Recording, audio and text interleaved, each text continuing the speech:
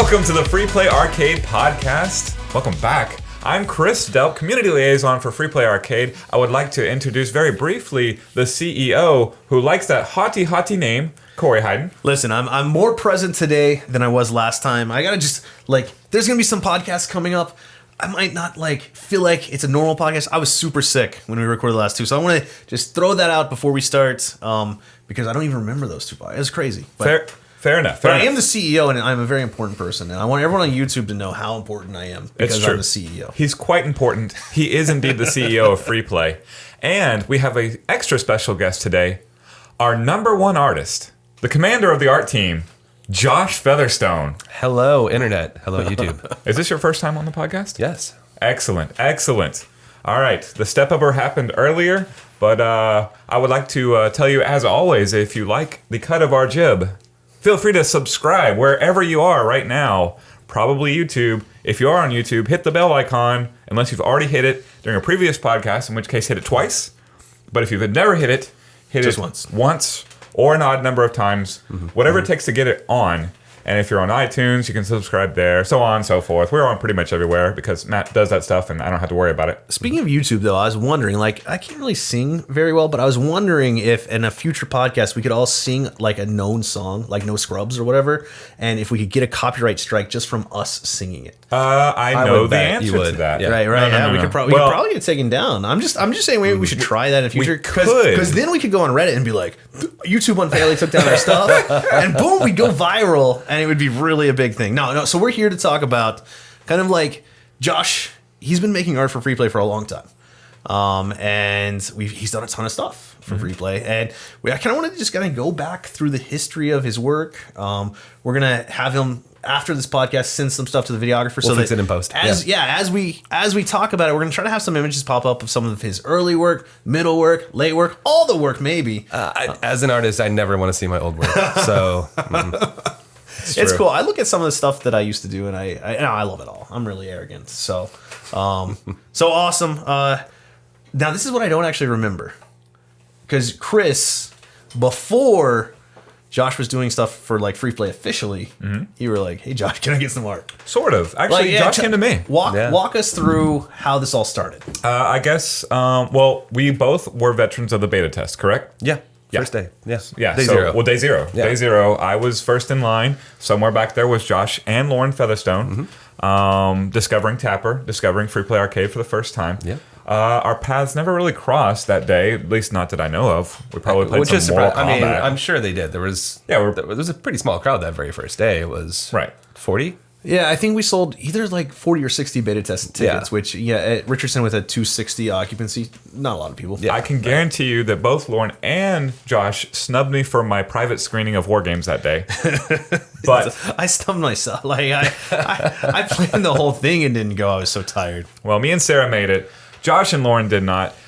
We didn't really cross paths that I was aware of until Spring Series, the first Spring Series, the Mortal Kombat 2 tournament, in which case we just played against each other, right? Yeah. That was the first time I can recall meeting you. Probably. Yeah. My memory's horrible, so don't look to me for So that was it. Mortal Kombat 2, we played each other. I tried to be nice. I did my thing. You joined the community group. You nice. Probably already. I know for sure. You were Melina, and all you do is throw size every exactly 1.2 seconds, and no one can defeat you. So, did Chris win the tournament? No. I actually got bounced first round, so I met Josh in the losers bracket. I got bounced by the eventual champion Brandon Coles. Back in the very strong. Back in the random bracket days. Hold on, really quick. I gotta get this on a podcast. Fun side story about B. Coles. Please. Yeah. His daughter goes to the same school as my kids, and I kept going to kids' birthday parties, and B. Coles would be there. Yes. And he'd keep walking up to me, and he's like, "Who? I know you, right?" And I'd be like, I try to keep these worlds separate, man. Yeah. You're messing everything up. But then of course he'd be like, "Oh, thank God, I have someone to talk to," and I'd also be the same way. Yeah. Because of parents and stuff. I absolutely know this is true because I've heard the story from both sides. No, it was really crazy because it happened once, and I was like, that was a weird coincidence. And then it kept happening, and I was like, It's actually each of you convinced the other cool. Stalking you. Well, no, he's basically now like my party friend. Like if we see each other at a party, we push all the parents aside and we talk about video games. I'm like, yes, thank goodness, because kids are boring. And B. Coles is a great flexing party friend to have. That is definitely the case. Let's see. He won that tournament. I met Josh Featherstone. Didn't really go much beyond that until we had the big Super Turbo tournament for Spring Series, and Freeplay had it. The Mortal Kombat 2 tournament I filmed on a camera, correct? Yeah, I think so. Yeah, so a camera, an iPhone, this is right? Spring Series 1? Spring Series 1, yes. Got it. Yeah. So okay. I held up, where we are now. Yeah, I competed. I held up an iPhone like this till my arms wanted to fall off, and I realized the ST tournament is too big, too important, too much a part of the free play history to just entrust it to my own arms falling off. So I reached out for all the help I could get. You have camera experience, I put it on the community group. Any kind of filming experience, FGC experience, whatever. I just need your help. I can't do it. I got a few responses along those lines, but I also got a response from Josh Featherstone who said, I have no camera experience at all, but I did do some art with the Destiny community. If you need some art help, come to me. So I guess you actually, I scrolled to the tippy top of Facebook Messenger and found that initial message a few months back, just because I needed to remind myself. So yeah, I was just kind of reaching out and say, hey, because at the time I had been working on a bunch of e-learning courses, things like that. So I'd been doing some graphics work, but not like flexing a lot. And so I was looking to just, start down that path some more and just reach out and see how it can help. I know if nothing else, there was some certificate that I kept hearing the phrase hastily photoshopped. Yes. And so it was the truth. Yeah. Although Photoshop was not the truth, it was paint. Yeah. Right. Yeah. Hey, but that gets the point across. But yeah, so the original community group prizes, because I always wanted it to be free. I always wanted the prizes to be low stakes and basically meaningless. Was a hastily photoshopped certificate that actually did start growing prestige as people wanted that terrible Photoshop / paint job that I was doing, and it really made Josh's eyes bleed. So it's fair. Yeah. Well, and this was, I mean, pre Chris working for us. By a year. Chris is just like, I just like free play, and I'm gonna find people to play games. The community group with. was there at that point, but it was maybe.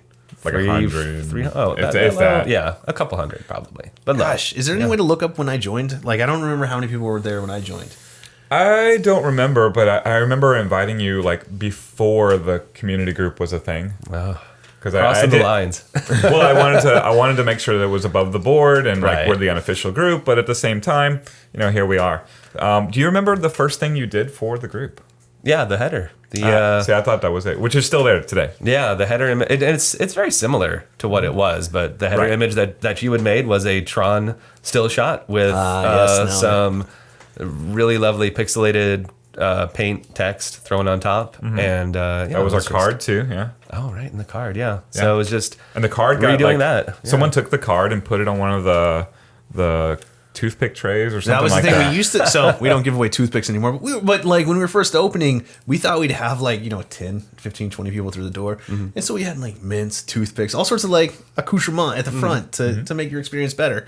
So we had a toothpick holder, and the bartenders would refill it, and then at the very top was the community group, and I think it was pretty successful actually for the period of time. Now, obviously, that was back when there were 200, 300 members, right? The 5,000 plus. Yeah. Oh yeah, it's gone. It's blown up on us.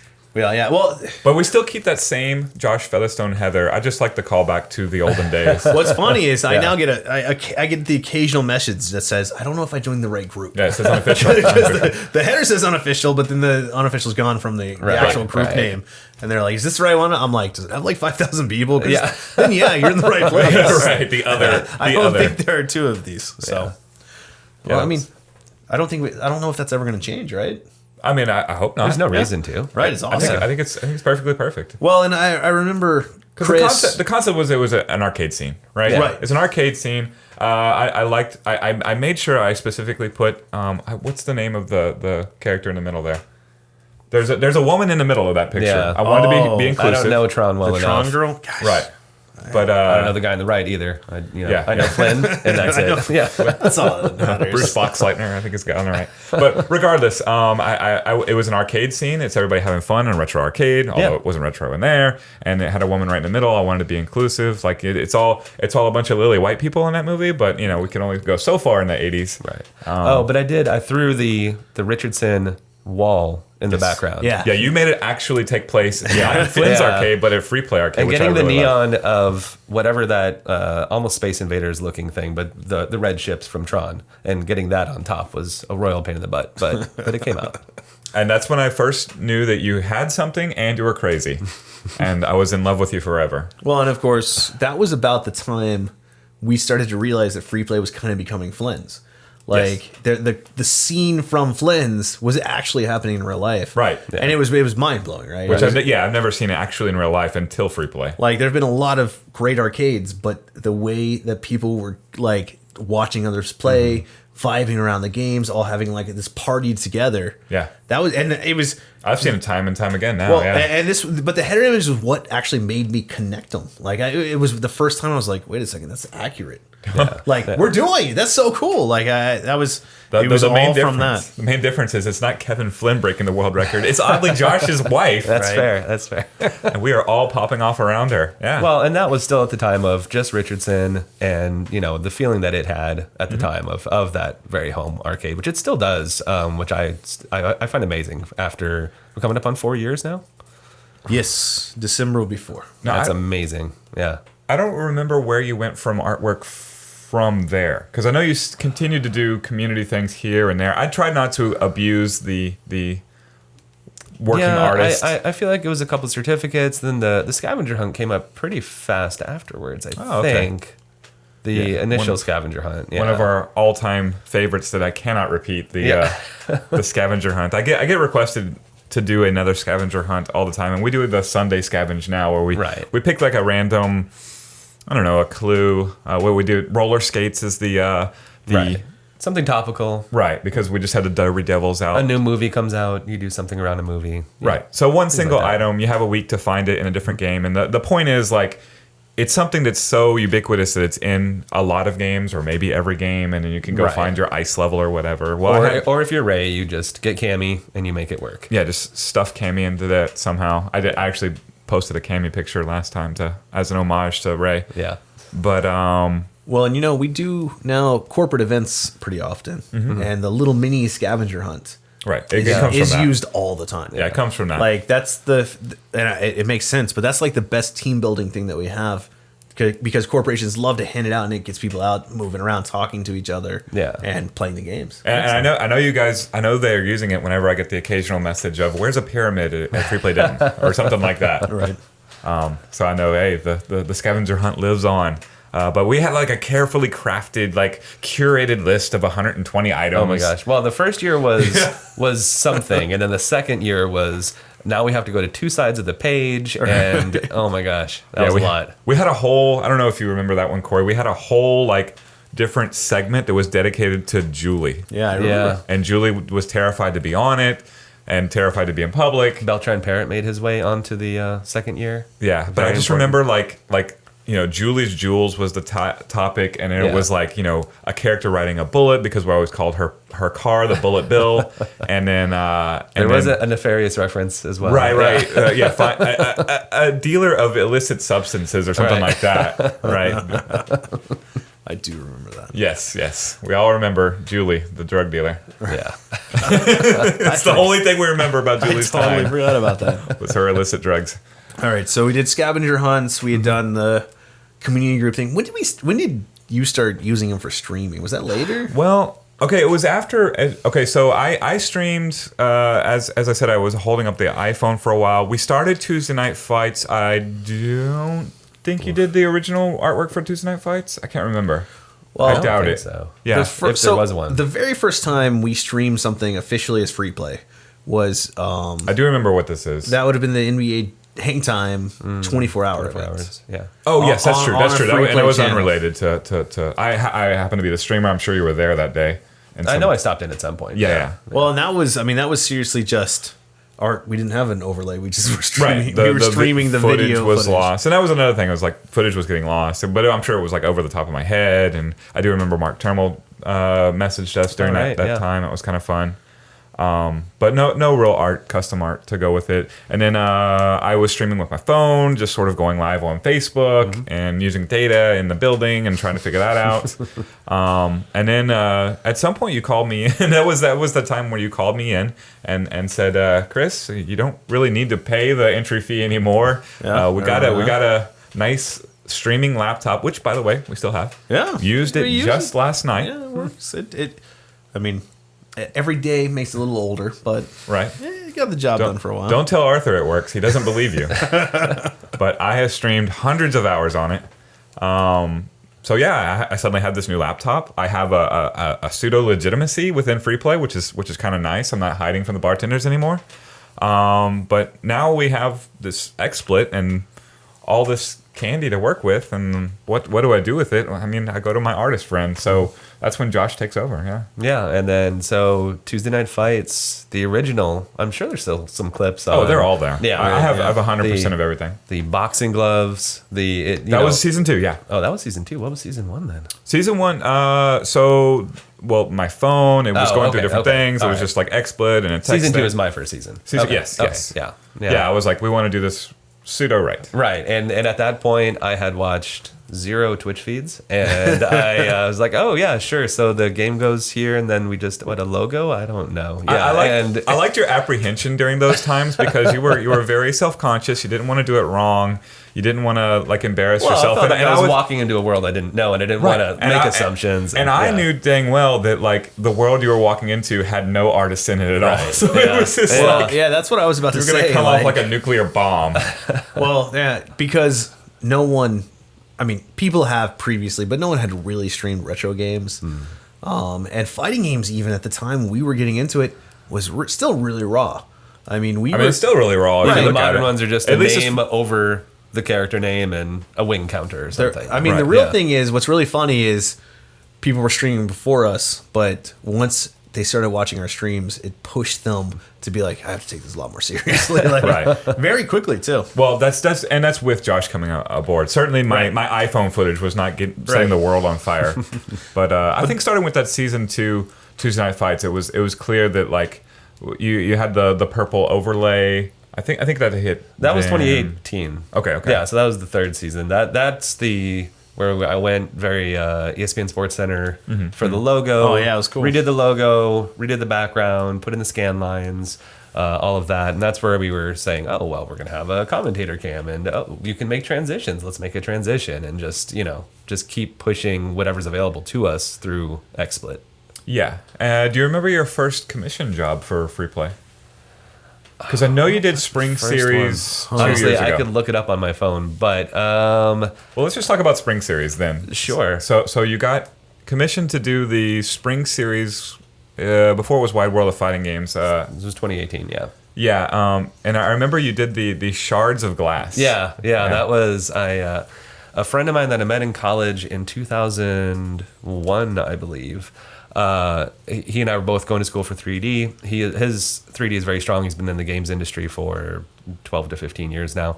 And I had sketched out this idea of some shards of glass in different directions. And I just kind of sent it to him. I'm like, can you kind of render this? This will take you 3 minutes to just make these cubes and give them a glass texture and then send them over to me. So he did that, and then we just kind of ran with it, and it was one of those things where I had started it around Super Turbo, and then there were 6 games that year, and so it was like, okay, so how do I take this thing that's got the 16 characters of Super Turbo and all of this and make it for Rampart? So but that was really fun. That was again, I look back at that and just like, the shards was a cool idea, but what's this weird rocky texture? Like, what's going on there? I don't know. Yeah. Here's something fun. August 2016, the Featherstones winning the Beating Dream Scavenger Hunt. Oh, that's right. You guys won it. That's what I heard y'all talking. I was like, wait a second. I have some vague memories here. And yeah, I am embarrassed to say I still have a $20 gift certificate to Beating Dreams that has never been used. Hi, Allison, love you. Ouch. Gosh, I remember that day. Remember that day we did all 3 or 4 like free play stuff and we stopped by Beating Dreams. Yes, that was awesome. That was awesome. And now Richard goes there like occasionally. Yeah, I've heard that, and I've dragged Carlos in there as well, which is great pictures. Wow, a second home to him, no doubt. No doubt.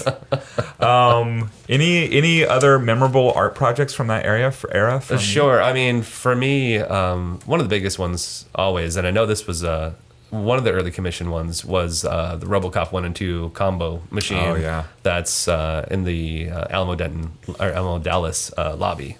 And that was a headache, but I'm really happy with how it came out. You know, it's unique. It was a cool idea to put both games in there, and just try to get these. You know, there's no such thing as a ultra high res still from a 1980 82, 83. No, it's like 80. It's the late 80s, right?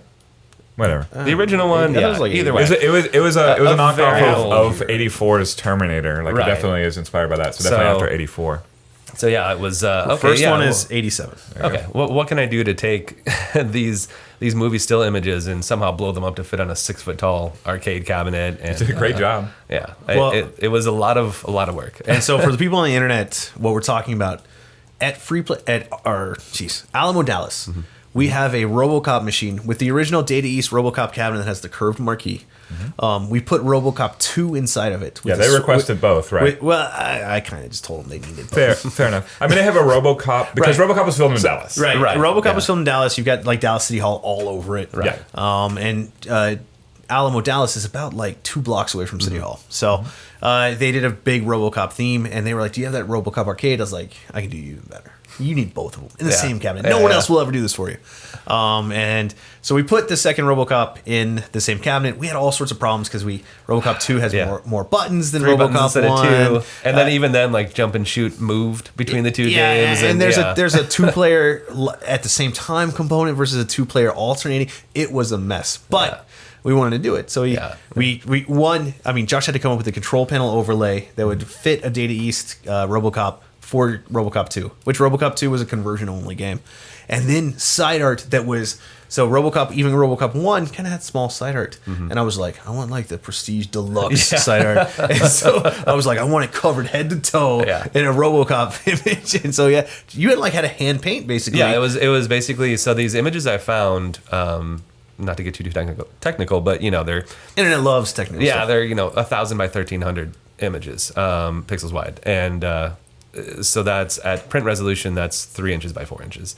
So it was scaling that up to this insane size and then getting in there with Photoshop's kind of smoothing brushes and just picking spots that would look okay. I mean, it's a lot of metal. That's helpful. Mm-hmm. But just going through area by area and just smoothing until it looked less like a bunch of pixels and more like metal or glass or whatever it was. So... I can't even remember how many hours were spent just staring at small sections of Robocop and smoothing. So now it's a one-of-a-kind Robocop for sure over there at that Alamo Dallas that, I mean, people talk about all the time. What's really cool is it's in their lobby. Yeah. So it's probably the most played Robocop, like, in the world. Well, second to the Mr. M Robocop that I played at Preston and Campbell every day, taking my breaks at Kroger. But yeah, it was fun also just because I love doing font work, and I got to invent an ampersand in the Robocop font. So that's always fun. And then Chris, of course, famously in the first Robocop, downtown Dallas, because Reunion Tower looks so futuristic. Looks like future old Detroit. Right. And so there wasn't originally a still shot with Reunion Tower, and you had mentioned that. And so, obviously that ties it all together so well to just see those still images on the marquee and see parts of Dallas in there. I think that's one of my favorite parts about like the collaboration we've had over the years is just like, I don't know, you're a real legit artist and you do incredible work, and I am legitimately not an artist, and every once in a while I'm able to like suggest a flourish there and you just run with it, and then you're thanking me for it, and I'm like, wow, I didn't do anything. But yeah, Robocop was in Dallas. Yeah. Oh, I mean, you have to understand. I've been working out of my house by myself for a long time. So any never actually seen Reunion input, Tower. This one right here. No, yeah, I've seen photos. Saw it in a movie one time. You know it's in Detroit. But no, it's good. You know, the we stream a lot of Killer Queen now, and the transition for Killer Queen was your idea of just like, hey, you should have these guys go, and then the snail should come up slow behind. I'm like, that's great, I'll do it. So yeah, that's been our relationship for 3 years now. So the scavenger hunt being a treasure map. Right. Here's the very first. It was when you changed the banner. June 1st, 2016 was the very Missed first the anniversary thing that you did. And what was funny is it cropped funny, so then you had to redo it like 2 days later. That's because Facebook can't decide what size their image headers are. Right. Well, what's really weird is, I mean, just talking about Facebook, like I had a Facebook, but I didn't use it before we opened Free Play. So back in 2015, December 2015, when we opened, I had to learn Facebook again. Yeah. And I went through, I learned all this stuff. And I, for some reason, thought I was going to stay the same for the rest of my life. Yeah, no, you have to learn it every month. Keep screwing it up. Yeah. And they're, because like, what's really great is like things like event headers, right? Which you've made a ton at this point for Free Play. Right. And because we do a lot of events. Yeah. They went from like some weird like 851 by 368 or some nonsense to being like, no, now we want like 1920, like the full HD. Yeah. Yeah. And then they were like, videos. So we want full HD, right? But we're not really going to display full HD. Yeah. Well, it depends on your platform, right? Yeah. We want it because, and so then you're like, but I want to know what's going to be shown to people, so I know what to put in the middle. Yeah. And their answer is like, right. They're like, guys, we could never tell you. We don't even know ourselves. Right. And they're rolling out to some people, but not other people. Right. I remember when they put event header videos, and then you would put that, and then it would like. It would do still image, right? And it would cut it in half and then show you how, like a motion of half of one and half the other. And like at no point is it just a still from the video at all. Yeah. Because I figured, if we set a 12-second video up there, okay, it's going to take a still from 7 seconds in, right? Yeah. I will make sure that at exactly 7 seconds in, we have the full like normal header of Tuesday Night Fights, and we're good to go. No, let's cut it in half and just split it apart no matter what it is. All right, thanks guys. So yeah, Facebook. I love-hate relationship. Typically hate. I've been trying to figure out. So I guess we can't really figure out exactly what member number people were in the community group. But Josh Featherstone was like way at the first. Oh, yeah. That's true. Yeah. Did you leave a review early? Because that was how I found my people. I probably did. I mean, because, I think anyone who was around at the time when it started, and like me, I'm born in 78, so I'm a child of the 80s, and, arcades were a staple of my teenage years, and then they were just gone. I mean, there were arcades, right? If you want to have a bunch of redemption games and $6 driving games and things like that. So when it came and it popped up, and even at the initial state when it was, there weren't too many games on the floor at Richardson because it was still getting tried out and everything. Yeah, they were like 45, 50 at first. Yeah, which is crazy because there's almost 100 and there might be 101 right now. Wow. Yeah. Well, and that's more complicated because Killer Queen has so many stupid player spots. That's got to count at least as right. We should get some more credit here because we got Cosmotrons with 4 player spots. Right. Yeah. 10 on Killer Queen. Right. No, I mean, there's more player spots at Free Play certainly than ever. Yes. And it's amazing walking through it, and that was what I was thinking today because we changed the lineup a lot. Was walking through it about where we come from. And I had no idea that you were a beta test. Yeah. That's crazy. I remember this room is nuts. You don't want to hear this, but I remember the emails about there's a plumbing problem under the arcade and we have to fix it, so we're pushing back the beta test. Oh my gosh! And, yeah. Thanks, Mark the plumber, for that one. That was fun. I mean, as we've learned, opening arcades is hard. Yeah. But I think it's really cool that y'all were like, that's crazy to me actually. It is crazy, yeah. I mean, all the we've done a podcast with Lauren before. Like Lauren, Josh, and myself were all there at that beta test day. Well, yeah, it's really, you can see Josh around summer 2016 2016. Yeah. He really becomes like you could tell, which I think that's about the time the community group became kind of really active. Well, right after the spring series. I mean, yeah, that's fair. And around that point, like. It was when I went from the point where I was like, I don't really know what to think about the community group to we should be supporting the shit out of it. Like, we need to hype this. Yeah. I started running like posts for it, and I remember like it going up 100 a day. Yeah. When we had like 500 or 600 members, or when you had 500 or 600 members, I had nothing to do with it at the time. Right. Yeah, I remember me and Mary trying to like get our hands around like the influx of new members because we would curate it. Like if you were trying to I don't know, spam us from Bangladesh or something, we'd reject that or whatever. We didn't want fake accounts there. And then suddenly we would just get overwhelmed by people joining. Like we're doubling our total in a day. I remember Free Play Arlington's beta test. Like it was all we're gonna beta test from the community group. Join the community group. We got like 500 in one day. Right. And there was no curating that at all. It was just a flood. Yeah, it used to be just totally different when we'd make posts because people would be like, "Oh, cool, a group" and stuff like that. Now there's so many members. It's like a steady stream. People are like, wow, this is the biggest group. I have to join if I like arcades at all, which is neat. It's awesome. You have to try that post again for Free Play Fort Worth. Let's see if they can break the 500 player record. I assume everyone in Fort Worth just goes to Arlington. They're just waiting for Fort Worth to open. Like Maybe. They're already members. I don't know. We'll see. All right. So artwork, we're talking Twitch awesomeness, and we talked about shirts previously on another podcast. But, right. Let's try to remember the shirts that you've done, Josh. Unofficial one first. Unofficial, yeah. The only here for the points shirt. Right. As Lauren likes to call it, the ketchup and mustard Free Play 24s shirt, which I still see at tons of like fighting game tournaments. I see Nate wear it a lot. All the time. It makes me happy. Let's see what else. I know I did the third Spring Series. Yeah. Team Free Play one. The Team Free Play, both those. The Team Free Play was the first like truly mass release one. Yeah, and you see it everywhere now. It's so like now that we're winning competitions everywhere, like that shirt might need a rerun just because. Well, and that one, there's a lot of Team Free players out there. You know, a lot of the work that I do, besides input from you, obviously I get input from Lauren because she's there, and I just pull her over and say, "What do you think?" And you know, she always has some good ideas. And it was funny because I had sent you some initial sketches of some different shirt ideas. And Team Free Play was just me with a pencil drawing Team Free Play.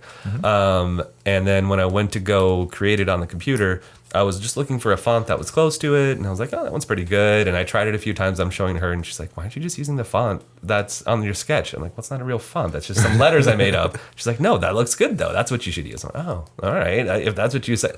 Because, you know, I look at it, and it was imperfect and everything else. Right. And, so that was fun to make I think that is my number one request from you is like, do less, Josh. Please do less. Well, the cool thing about that, though, is, you know, we're trying to capture that retro feel. Right. And when they were making shirts on the 80s, I mean, that would be how they started, was hand-drawn. Yeah. And then they'd go to, like, a screen printer, and they'd make a screen based on the hand-drawn. Yeah. And so that's why you'll see those, like, really hilariously handwritten 80s, like, camp shirts and stuff, because that's literally how they made them.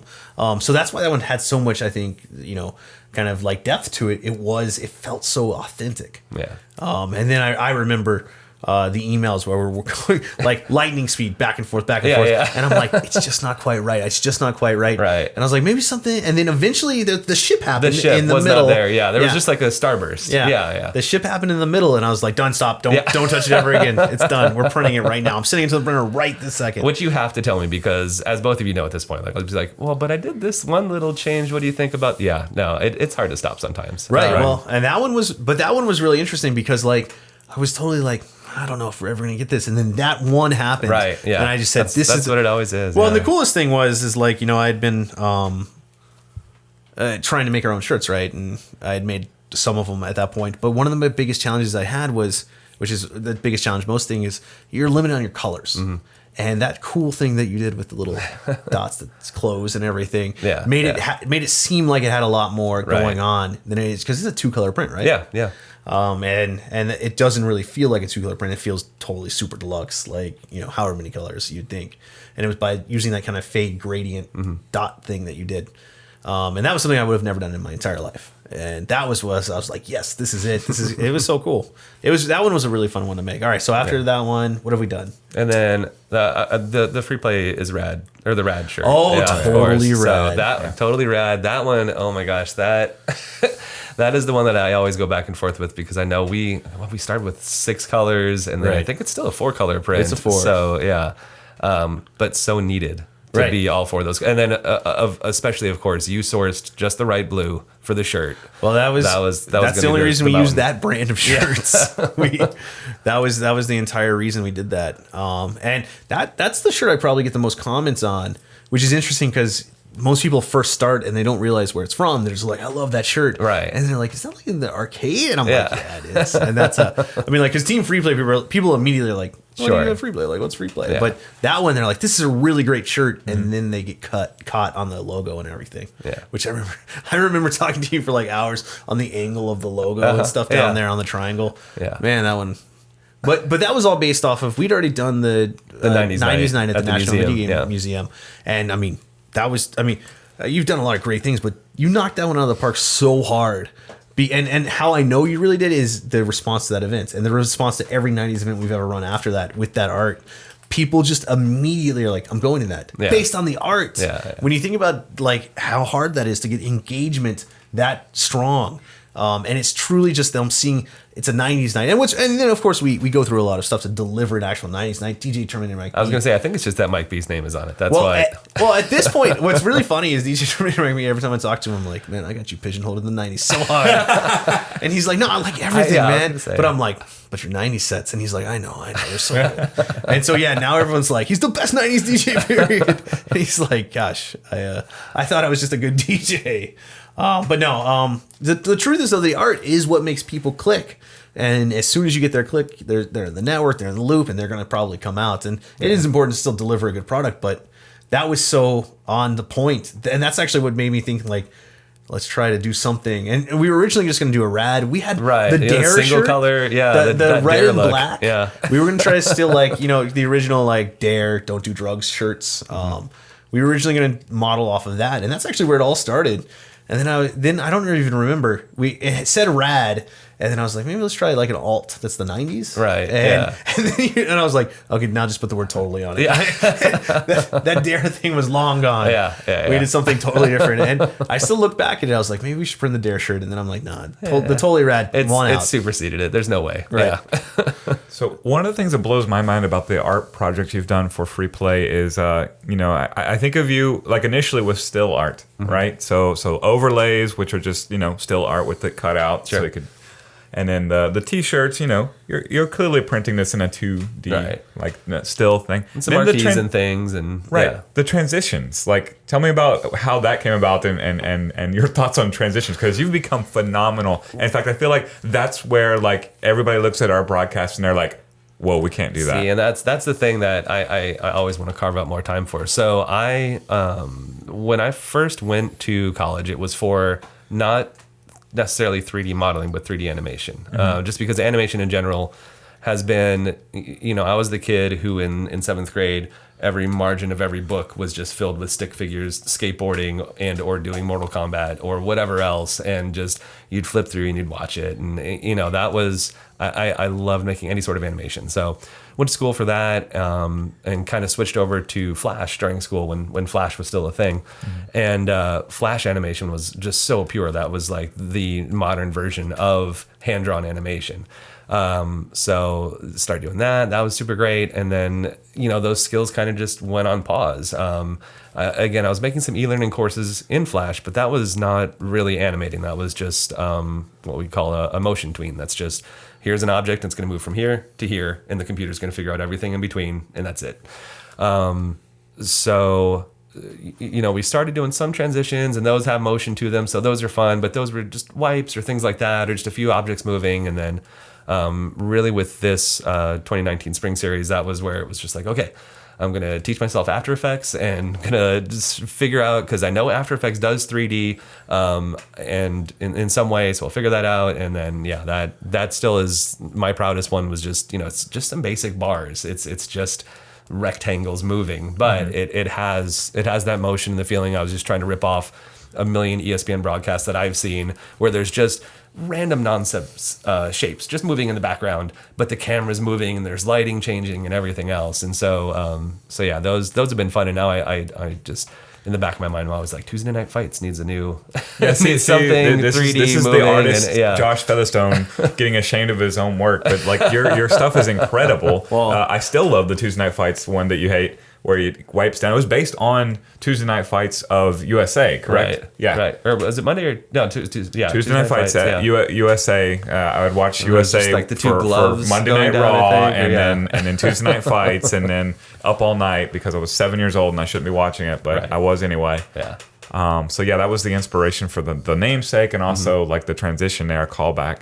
Yeah. But like the Pong one is so good. Yeah, the Pong one was fun. Yeah.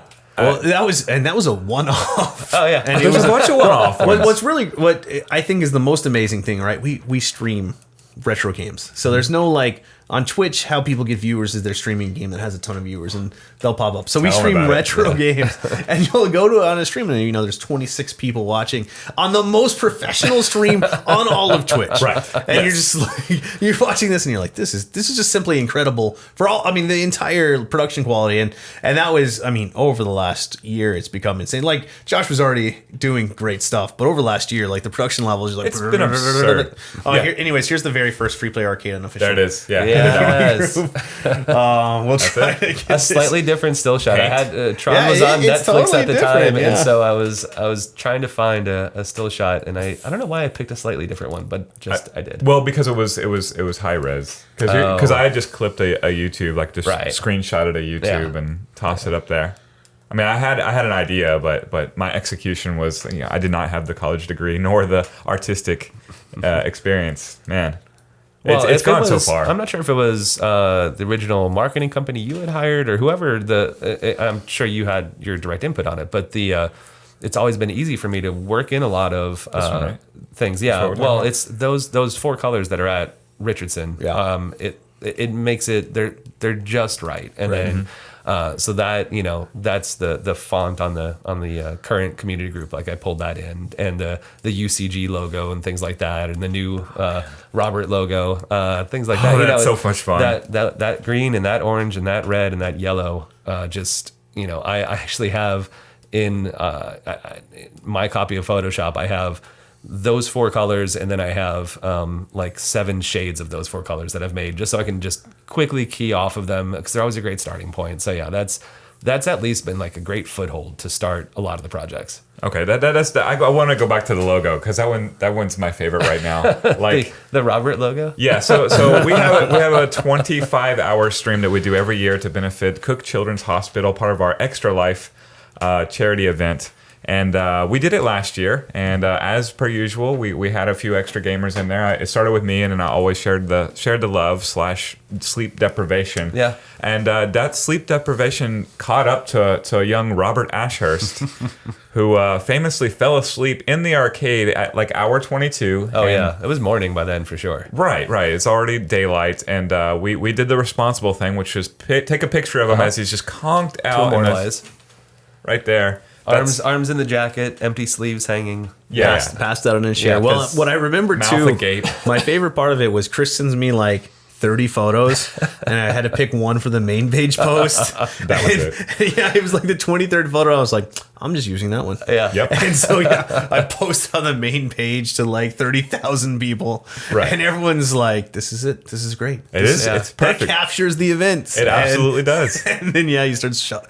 Yeah. I guess Josh then throws it into Photoshop. Yeah, just took it in Illustrator, traced the whole thing out, gave it a little negative space so there was some depth to it, and that led to being the centerpiece of the insane project of making an entire Monopoly game, which I still have to see that. It's in the building. I need to find it. in the building. I've not been in the same place with it. That's Okay. That's Well, you are right now, so we yeah. can get it. But yeah, so that's been a fun thing, and that was another early thing was the first poster for the Yes, Hall of the Hall of Fame Fame. winners. Yeah. Every year when we do the anniversary of the Free Play Arcade unofficial, now official community group, we have our Hall of Fame winners, which are usually like it's not. We set up our Hall of Fame point system to where it doesn't necessarily benefit one style of gamer, whether it's a fighting game player, a pinball player, or a high score chaser, whatever. We have it an amalgam of all the points that you accrue for just playing in the event. So it's more of a or even just posting on the community group. I'm an arcade junkie. Yeah. Hall of Fame. And the first poster was just names, correct? It was names, but I knew I wanted to have like a portrait of the top. Okay, that did have the center 4, part. and the reason I wanted top 4 was just because that was where the most like distance between the two. Because I knew I wanted it on that day, right? But I couldn't predict who would be anything outside of the top 4. Yeah. So the top 4 got a portrait, and I didn't initially want to like send it to you because you were already doing so much for us. Right. Well, we're both unpaid, just for fun employees. Right. And I tried to share it around, and everybody was too humble, I guess, to try, and you were like, let me give it a whirl. Yeah. I still have that signed autograph poster in my Doug Galt, Chris Doug Wilson. Galt, yeah. I didn't know anything champion. about Mike B at that point, except that he had to be pointing at someone who was. Yeah, I figured out that he would do the underhanded point, and I've taken it too. Like if you look at a lot of I've seen so many photos of yours. Yeah, right, and I always do the Mike B homage point. And then of course Troy, well known for being a martial arts person, so he had to be in the splits in a gi above everyone. He was quite happy with that. Yeah. All right, so really quick, I gotta sidetrack this for a second Please. I'm here in 2016 January in the community group, and January 27th. This is the 3rd or 4th post on the community group, and it says, "What games would you like to see free play at?" It was from David Boss. I don't even know who this is. So on the first 2 suggested, Ninja Turtles and Narc. Both there. Both have now been there. Killer Instinct. There. Both the adoration. Chris Delp here asking for Blitz 99. Yeah, it's there. It's there, baby. Let's see. I still can't play that game with anybody, but it's there. Do you have your N64 memory card to put? I don't. Oh, no. You can't even save it. I did back in the day, though. Interestingly enough, asked for Wizard of Oz Pinball. Huh. It's in the collection. It's actually going to be at Fort Worth. Special little bonus for the podcast listeners. Corvette Pinball. That'll never happen. Was that Jason Palmer? No. It was the same person who asked for Wizard of Oz, which was a good request, but... Corvette Pinball, and then we have Cubert there. Phoenix, which if you've seen the walkthrough, we have like 7 Phoenixes. That's Katie. That's the first roller derby girl that I interacted with as part of the community group. Yeah. Tell her the Wizard of Oz is coming. 3 years later. Will do. I'll text her as soon as I get my phone back. Missile Command, Track and Field, Moon Patrol, all there. DDR, Sarah S'more, come on. That sounds right. That sounds like Sarah. Now, here's what's interesting. We've had it on Acon floor. Yeah, we obviously own a DDR. We haven't yet figured out a good way to keep it out, but we have rhythm games now. Mm-hmm. And at the time this was posted, I would have said we would never have rhythm games. But now we have poppin' music, cross beats. It's blowing up. Turtles, NBA Pinball Machine. We had that. We had Hang Time, or what is that? Oh yeah, NBA no, it was at Arlington Showtime for a little bit. Yeah. I can't remember which one is. Michael Sirkowski. We hate everything you like. Pit Fighter. We never put that out. Ikari, didn't we put an Ikari out? I don't think so. We have it, but I don't think we ever put it up. Prisoner of War, never put it out. Afterburner, only at lab. Only at special events and stuff, yeah. Because we don't hear the word lock in the arcade enough. Oh, Nate wants Dragon's Lair. Maybe you can accommodate Dragon's Lair and Gauntlet. Nailed that one. They're both side by side right now. Yeah, it's true. 6-player X-Men. Got that one. Another Blitz request. Got it. San Francisco Rush. 2049 was at... Or The Rock was at... Rush the Arlington Rock. for Alcatraz was there. Cruising, pole position. A sit-down pole position. We have it in the collection. It will never make it to free play floor. Marvel vs. Capcom. Street Fighter 3. Tekken 3? I don't know if we had Tag, but we never released 3. Soul Calibur 2. Nope, we never released it. House of the Dead. We've had lots of that. Yeah. Any and all racing games by Sega. Alan Toulouse, early January. Still on that. We've released some of those. Outrun 2 was in Richardson for a bit. And Daytona is still there. Yeah. So Silent Scope, not going to happen, guys. Probably not going to happen. I hate that little screen. And it's very, individual to that game. It's not one that... And the real thing is that game, and I'm going to throw this out there, that game was a lot of fun when you used to pay 50 cents or $1. You'd play it and you'd be like, this is a lot of fun. You put that game on free play, it loses its charm. And because what you actually end up doing is the same thing I do, because we own a Silent Scope. You don't look in the thing, you just hold it and you have fun, because that's actually more fun. Addams Family Pinball. Classic. That's at Denton right now. Jurassic Park Pinball, we've never... brought out. Now there's a bunch. I think there's a brand new Stern about to come out too. My request for Driller. We got a puzzle night. Yeah. Marvel Madness, got it. Impossible to Find game Sky Raider, we have in the collection. I don't know if we ever put it out. Have we ever put Sky Raider out? Not to my recollection. Spy Hunter. We've talked about this probably a million times. That broken left trigger. The left trigger's always broken. Yeah. I don't know why. Always broken. Yeah. Thanks, guys, for ruining Spy Hunter. Bump and Jump, we actually put that out. That's a great game. Stargate, we've never put Stargate out because Defender is still never had a real. Now, there's great Defender players and they'll come, but there's there's 10 of them. Austin. And, they're all Austin. Of the hundreds of thousands of people that have visited Free Play, there are 10 people who want to play Defender and really want to play it. We actually had a guy walking through there today, and he was like, you don't have Defender? I was like, no, we have the sit-down. He's like, I really want to play the stand-up. And I was like, will you play the sit-down and tell me, then tell me if you really want to play the stand-up? And he's like, no, that was fine. And he never played anything. I love Defender, guys. I'm not trying to rag on Defender. Mappy, we've had it. Moon Patrol, yeah. UMK3, King of Fighters 98. Is that Street Fighter A3? Street Fighter Alpha 3, which has been on the floor many times. Never mind, yeah, we've had that. DDR, meh. DDR, yeah. DDR, no. Wow. Look at this hot take from David Boss, who says DDR was the death nail to the arcade. I remember that conversation. Whoa. Yeah, I think his hate was misplaced. Warlord's Cocktail. Had it, yeah. Need to get it back out. It's Prehistoric Isle. I don't think we've ever put that out. Is that Neo Geo? Stun Runner. Oh, you're right. It is. Yeah, we have had that. Never mind. Return of the Jedi. Oh, wait. We put that out. That's out. Marvel Madness, Tetris, Stun Runner, KOF 94. Whoever Vanessa, it's maybe Gagny, something.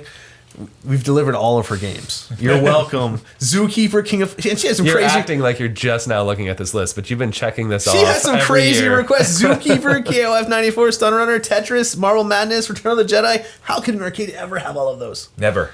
And it's Stun Runner. So anyways, I just wanted to go through. It was a lot of fun to go just look. This is actually, I shouldn't have even started looking. Because now I'm just like, I need to see what people were saying about me before I was looking. No, so, all right. Back to the art. Anyways, our Twitch is now, by far the best retro game Twitch, period. And if you haven't subscribed and you're watching this and you're like, what? It's twitch.tv/freeplayarcade, right? That's correct. We were talking about actually possibly if you're interested, put it in the comments. Maybe going some live streams here on this YouTube channel. Yeah, so our Twitch and YouTube have about the same amount of followers. Right. But we don't gain any of the benefits that other people get from Twitch because our games have no followers. Right. Yeah. If you're streaming an obscure puzzle game, no one's hopping onto Twitch randomly searching. No one's going to automatically find it. Multiple times I've had a game that I was trying to stream on Twitch that did not even have a Twitch category. Right. They've just never put it in. So we're talking about maybe trying YouTube. I think that might work pretty well. But let us know in the comments if you think that'd be cool. We'll bring the same production value over and maybe we get more viewers. Because, I know we've had some pretty high on our YouTube Premiere stuff. We've had some pretty serious viewers. I really just want eyeballs on it, to be honest with you. Yeah, it looks that good, as good as you're making it. People should watch it. All right, so let's talk what other art projects, because we're of course, like all podcasts, we're starting to run out of time. Sure. What other art projects have we done that are more obscure, more weird, more interesting? The marquees we touched on. So you've done quite a at this point. And a half dozen at this point? Yeah. Well, I know, I think more than that, but I know a lot about the arcade world and everything. Mm-hmm. You've actually started to do more true custom marquees than most people in the world. There might be a few people who have ever done more than you, because you're always, when we ask you to make a marquee, it's because one doesn't exist. We're purists, so we always kind of want the original. But when you're making a marquee, you're having to, and I'm just going to throw it out there, guys. Our custom marquees are the best in the world. It's not even close. I've bought custom marquees from other people and they suck. They're printed poorly. The resolution's always bad. Because what they're doing is they're downloading images from the internet. Kind of upscaling them and seeing if they work. What was our very first Marvel vs. Capcom marquee in the Big Blue? Y'all don't even maybe remember it. I just downloaded it off the internet and had it printed and it looked a little pixelated. And, it was, but that was the kind of quality that I've received. And what's really great is I sent that to a printer and the printer was like, is it cool if I resell this? I'll give you your thing for free. And I was like, okay. And then he was selling, and it was just the original Marvel vs. Capcom logo that I downloaded as the highest resolution possible. Right. But the custom marquees that we have are absurd. Just looking at Tetris Grandmaster, which is a pretty basic overall marquee, I was like, this is incredible. But what I love the most, and this might be my favorite thing you've done custom for games, the current Big Blue bezels, the new ones. It's amazing. Like, I can't believe they didn't have that always. Yeah, no, that was just finding the Capcom font to write Big Blue up there. And then, I was looking back to me when I think of some older Capcom stuff, those original Mega Man NES box art with just some weird grids and stuff on the side. And so I just kind of, played off of that because that feels inherently Capcom, especially against that blue. The pink and the white just look perfect. So those are fun. But yeah, the marquees, the biggest pain in the butt with those always is that inevitably, when we're talking even something as new as Puzzle Fighter Turbo or anything like that, the logo exists most of the time as a very small pixel that appeared on the screen originally. And you have to remember, these old games, Super Turbo runs at like 384 by 224. Like, it is weird resolution. Tiny resolution. And so if the game's really popular, there have been people over the years who have gone through and recreated the logos, but some of these games are not that popular. So yeah, I remember for King of Fighters 11, I think it was, it was a matter of, sitting there in Illustrator tracing over every letter in the words King of Fighters because it's a custom font that some guy, made forever ago. And we needed at a resolution that can print at, these things are 2 feet wide. So XSplit still hasn't given us our color font. No. XSplit. Everybody contact XSplit. We want the Super Turbo font. Twist their arm and get them to support color fonts. We have a custom Super Turbo font. Yes. Already ready to go. The color font ready to go. He's done all the work. Mm-hmm. We'll release it for free to the public for everybody to enjoy, as long as XSplit lets us use custom color fonts in XSplit. Like that's it. That's all we got. All we require. Please. Do our dirty work for us and get them to write support. To your senators, whatever you need to do. Senators, governors, mayors, everybody. Mm-hmm. Okay, and then the other thing I wanted to touch on was the Wide World Fighting Games. And the whole Spring Series is last year, the custom images, but the Wide World Fighting Games, it's now on banners and stickers and all sorts of stuff. Yeah. So again, I feel like one of you two came up with the concept, right? Yeah, that was something that I was thinking. So I went and found that old ABC Sports Wild World of or ABC Wild World of Sports logo, the Agony of Defeat guy, very classic, and it was just like, okay, well, how can we make this into the free play brand? So redoing that. And then, we had just, due to all the Tuesday night fights and puzzle nights and everything else, we'd really kind of gotten our feet under us in XSplit and what it could do. And so it was just a question of, all right, well, you guys had just got some nice new streaming computers. And it was just like, all right, how far can we push these things before they crash? So it was, can we have an animated background? So, I wanted to have a world map in the background with the scan lines and then with some really weird VCR tracking lines. So it, there's always... it sells it so much. Yeah, I'd seen a lot of modern Twitch presentations that would just have like a gentle, just scrolling, repeating background of just some basic texture, just to get a feeling so it's not just static. So I wanted to do that, and then it was just kind of went from there. Yeah, there's banners and there's pins and stickers, and just how many different ways can we kind of push and stretch this thing, and push on the producers of the stream to say, okay, now you're going to switch to this view and this view and this view, and it all came together so well, just to have.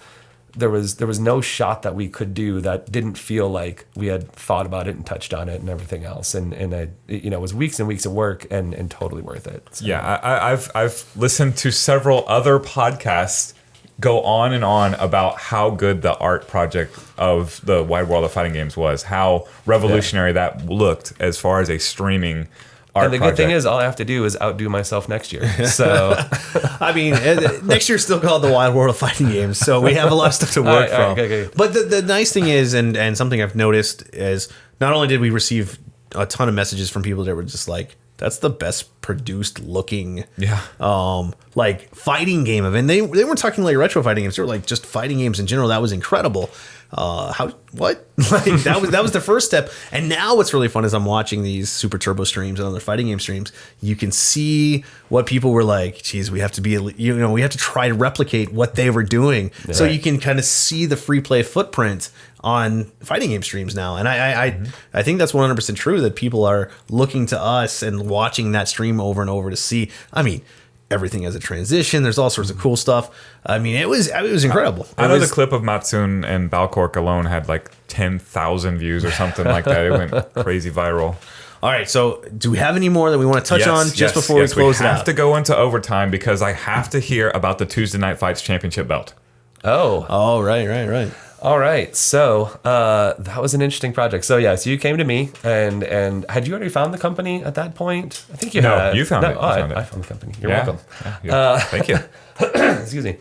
So you wanted a custom belt. We had Mike Beltran would always bring in his. Yeah, he'd bring his WWE Championship belt, and a beautiful replica. Absolutely, yeah. Authentic replica, like it is as it was, right? But I some days Mike couldn't be there because he had to be at a I don't know, gala, have a suite at the Mavericks game, whatever it is. Well, those models won't date themselves, right? So. I didn't want to just pull off my belt and be like, here's the championship belt. So and I always wanted, I didn't want a cash prize because I didn't want the saltiness that comes with that. I had to fight Arthur every day. Maintaining that, but it just wanted an honorary prize, a trophy that we would pass back and forth. It would be the thing. The belt was perfect, but we needed our own. So I went to Corey with that idea, and we pitched like, it's going to be expensive, but I want the biggest, the baddest, the best belt. I learned a lot about how much championship belts cost, guys. Way too much. Well, it was funny because I think Conor McGregor later that year showed up, and he was currently in MMA, like holding 2 championships, but they didn't have 2 belts for him at the time, and they were just like, guys, we don't always just like keep these belts on hand. And everyone was like, how much could they possibly cost? And I was like, more than you think. Right. I side with the company. UFC, I got their back. So with money being no object, we went to Josh to custom do a championship belt. So it all started with the centerpiece, which we had the gloves on there as kind of a throwback, because at that point we were already using the newer graphics, but we had the gloves on there as a throwback to the original Tuesday Night Fights, which was just some very low. I think it was actually the same glove. It was meant to be like an old timey boxing, like a rivalry match type thing. And then I went ahead and because we were championing it very hard at the time, Big Blue had to go center of the belt. Listen, I'm so happy it's still there. Even though I have to go play Tetris on my Big Blues now, I'm still proud of it. The biggest, loudest I still love Tetris. the Big Blue. So then it was just a matter of, getting Tuesday Night Fights on there, throwing some stars because it feels like stars go on a belt, and some starbursts and things like that. And then the belt company I had found, you could have side panels. So there's a main section, and then there's 2 sections on each side, and they're just little rectangular medallions or whatever shape you want. And so I decided I'll do some fighting game scenes. And I always toe the copyright line. I don't want to just like take a screenshot and throw it on there and be like, look at the art I made. No, it's not that. So I took starting, of course, at that point I'd known you and Mike Beltran so well and had seen Osagat versus Dalsum so many times. So that was the first one that went on there. was Osagat versus Dalsum. In a very like Rocky 2-esque they're both gonna hit each other, right. And then kind of touched on some other games that we had done at that time. So this looked generically King of Fighters ish, and this looks generically Tekken.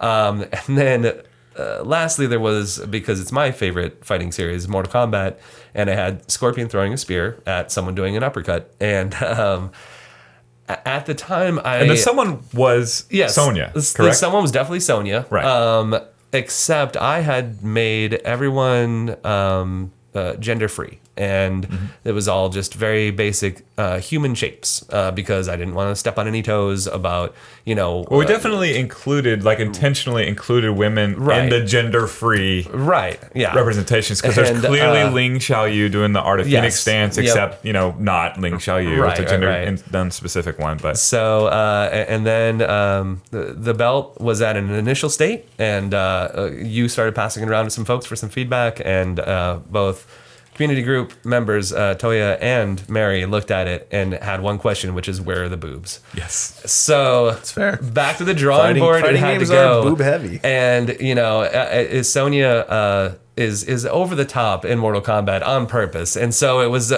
is this matter of how big of a teardrop shape are we going to get to where it's obvious that it's a woman, it's not offensive, but the women who want the boobs on the belt are happy. And we got there. Yeah. And I'm glad we included them on the consulting process. yeah, indeed. And as the belt came out, what I put on the computer screen is what we got delivered, and it's fantastic to see every time. You know, I couldn't take enough photos of it the first time I saw it. Like, it's just this gleaming metal and custom leather piece that was just random shapes I had picked. Even the outline of the leather was just me making a center shape and then just going, well, I guess leather goes like this around that. I don't know. I'm not a leather tooling person, and that's what they delivered. So easily the best looking custom championship belt I've ever seen in the video game community, which CEO famously has one, and it looks way better than CEO. You can come at me. You can look at them side by side. It looks way better. No, it's the best I've ever seen. And just a note for our videographer. It's about here. Put the video that he recorded of the smoke. Don't worry, I got it. Talk about throwbacks. Let's make sure we have that video attached to this podcast so that everyone can appreciate the glory of the belt, because it's also a great video of the belt. Is fantastic video. All right, so guys, we are like way out of time. Yeah, that was right. approximately an hour of talking about cool art and stuff.